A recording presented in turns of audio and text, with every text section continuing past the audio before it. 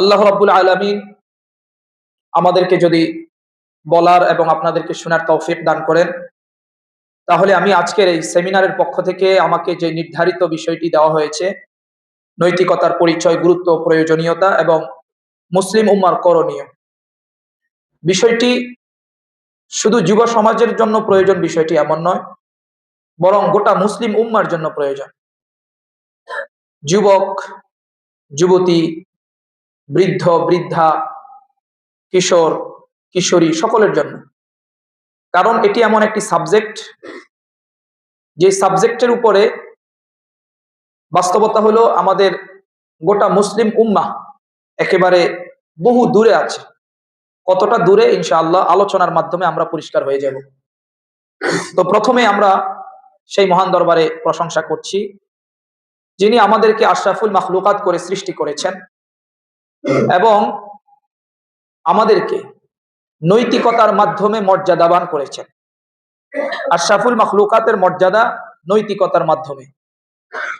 আর আমরা এমন একটি প্রেক্ষাপটে বসবাস করছি যেখানে আমাদের সমাজে নামাজ আছে, রোজা আছে, হজ আছে, কিন্তু চরিত্রে নৈতিকতায় ইসলাম নেই, ঠিক কিনা?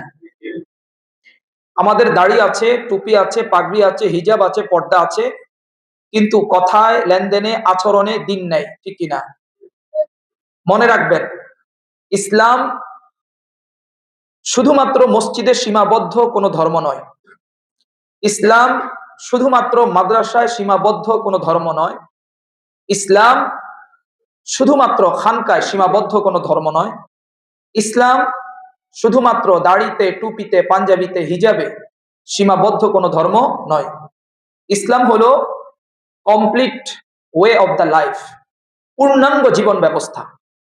আর এই পূর্ণাঙ্গ জীবন ব্যবস্থার সবচেয়ে দৃশ্যমান দিক হচ্ছে নৈতিকতা। এখন নৈতিকতা কাকে বলে, এখানে এমন অনেক মানুষ আছেন এখনো পরিষ্কার না। তাহলে নৈতিকতার পরিচয় কি? ইসলামের ভাষায় নৈতিকতাকে বলা হয় আখলাক। বাংলা অর্থ হচ্ছে চরিত্র। বাংলা অর্থ কি? আর ইংরেজিতে ক্যারেক্টার। তাহলে নৈতিকতা, চরিত্র, আখলাক, ক্যারেক্টার, এই পুরাটা ডেফিনিশন হচ্ছে নৈতিকতা, মূল কথা। এবার আসুন, আখলাক মানে কি?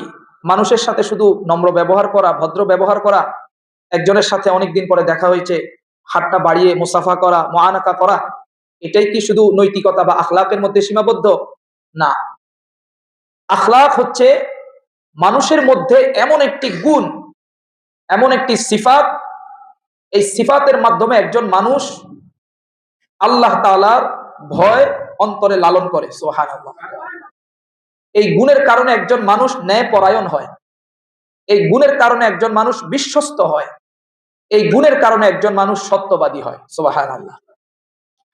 পবিত্র কোরআনুল কারীমের সূরা আল কলামের 4 নম্বর আয়াতে আল্লাহ তাআলা আমার নবী, আপনার নবী রাহমাতুল লিল আলামিন মুহাম্মদুর রাসূলুল্লাহ সাল্লাল্লাহু আলাইহি ওয়াসাল্লামের প্রশংসা করেছেন। ওয়া ইন্নাকা লাআলা খুলুকিন আযীম, নিশ্চয় আপনি মহান চরিত্রের অধিকারী। এই কথাটা আল্লাহ কাকে বলেছেন? মুহাম্মদুর রাসূলুল্লাহ সাল্লাল্লাহু আলাইহি ওয়াসাল্লামকে বলেছেন। এই আয়াতে আল্লাহ তাআলা নামাজের জন্য নয়, রোজার জন্য নয়, হজের জন্য নয়, যাকাতের জন্য নয়, জিহাদের জন্য নয়, পর্দার জন্য নয়, প্রশংসা করেছেন উত্তম চরিত্রের জন্য। সুবহানাল্লাহ।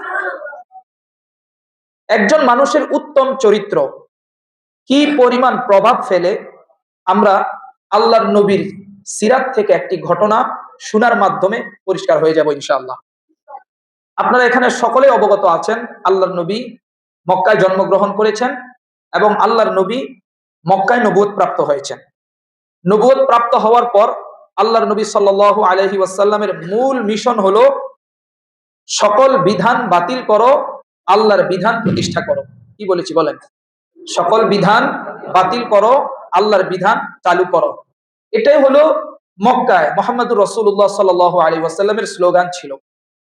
সকল তাগুতকে, সকল বাতিলকে, লাত উজ্জা মানাত সহকারে যত দেব দেবী আছে সকলকে বাতিল করে সেই জায়গায় এক আল্লাহকে বসাতে হবে। এটা হচ্ছে আল্লাহর নবীর স্লোগান ছিল। এজন্য কাফেররা বলেছে আজা আলাল আলিহাতা ইলাহান ওয়াহিদা, মোহাম্মদ কি বলে, এত দেব দেবীকে বাদ দিয়ে শুধু এক আল্লাহকে মানবো? এত দেব দেবী পারে না কিছু করতে, এক আল্লাহ বুঝি পারবে? নাউজুবিল্লাহ। এটা ছিল কাফের মুশরিকদের কনসেপ্ট। কিন্তু ইসলামের কনসেপ্ট হচ্ছে গায়রুল্লাহর কোনো শক্তি নেই, সকল শক্তি কার? আল্লাহ।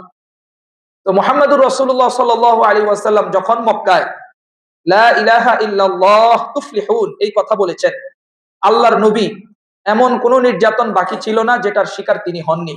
সব ধরনের নির্যাতন তিনি শিকার হয়েছেন। আপনারা তো শুধু শুনেছেন আবু জাহেল যে ওটের পচা নারী ভুঁড়ি আল্লাহর নবীর ঘাড়ের উপরে ফেলে দিয়েছেন, আল্লাহর নবী অনেক কষ্ট পেয়েছেন, এগুলো তো আপনারা শুনেছেন। এছাড়াও আরো মর্মান্তিক কিছু কষ্ট, কিছু নির্যাতন আল্লাহর নবীর ছিল।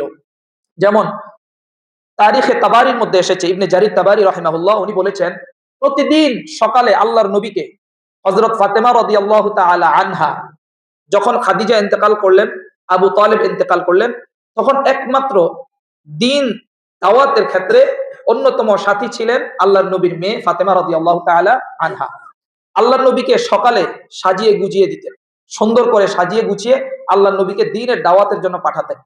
আল্লাহর নবী যখন সন্ধ্যাবেলায় বাড়িতে ফিরে আসতেন, হযরত ফাতেমা রাদিয়াল্লাহু তাআলা আনহা বলেন যে আমার বাবার পিছনের অধিকাংশ জামায় ফাটা দেখতাম এবং আঁচড় দেখতাম যেখান থেকে আল্লাহর নবীর রক্ত বের হচ্ছে।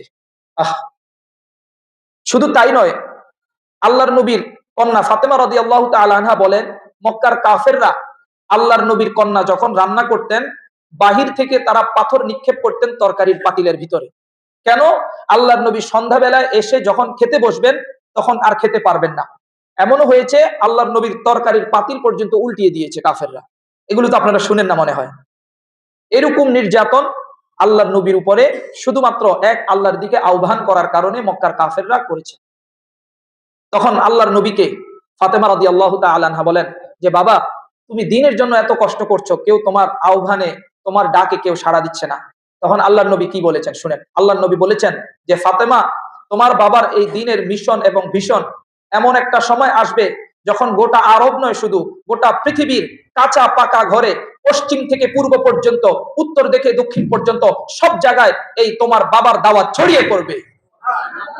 আজকে গোটা পৃথিবীতে ইসলামের দাওয়াত ছড়িয়ে পড়েছে কিনা? পড়েছে। এবার আসুন মূল জায়গায় আসি।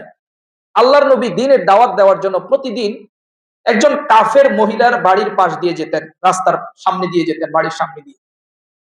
এই মহিলা প্রতিদিন আল্লাহর নবীকে অপমান করতেন, অকথ্য ভাষায় গালিগালাজ করতেন এবং রাস্তার মধ্যে কাঁটা ছড়িয়ে দিতেন, কাঁটা। আল্লাহর নবী রাহমাতুল্লিল আলামিন প্রতিদিন এদিক দিয়ে আসা যাওয়া করতেন। একদিন দেখলেন যে ওই মহিলা নেই। আল্লাহর নবী রাহমাতুল্লিল আলামিন আশেপাশের মানুষদেরকে জিজ্ঞাসা করলেন, আচ্ছা এই মহিলাটা কোথায়?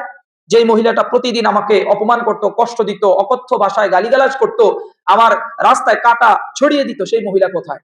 আশেপাশের মানুষ বলল যে এই মহিলা অসুস্থ, আল্লাহর নবী তাকে দেখার জন্য তার ঘরে গিয়েছেন। কোনো অভিযোগ নেই, কোনো প্রতিশোধ নেই, তার শুশ্রূষার জন্য,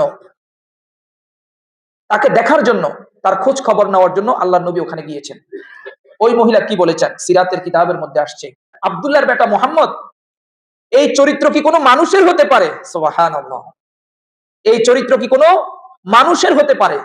সাথে সাথে ওই মহিলা আল্লাহর নবীর কাছে ইসলাম গ্রহণ করে ইসলামের সুশীতল ছায়া আশ্রয় নিয়েছেন। সুবহানাল্লাহ।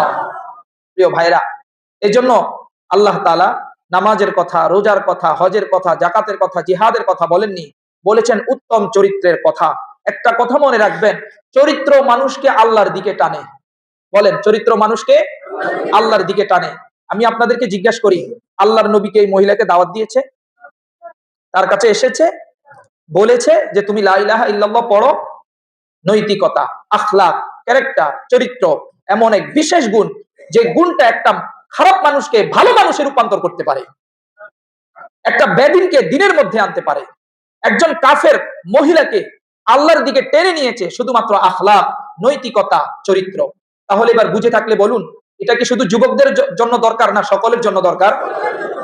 এখানে যারা আছেন তাদের জন্য দরকার, না গোটা বিশ্বের সকল মুসলিম উম্মার জন্য দরকার?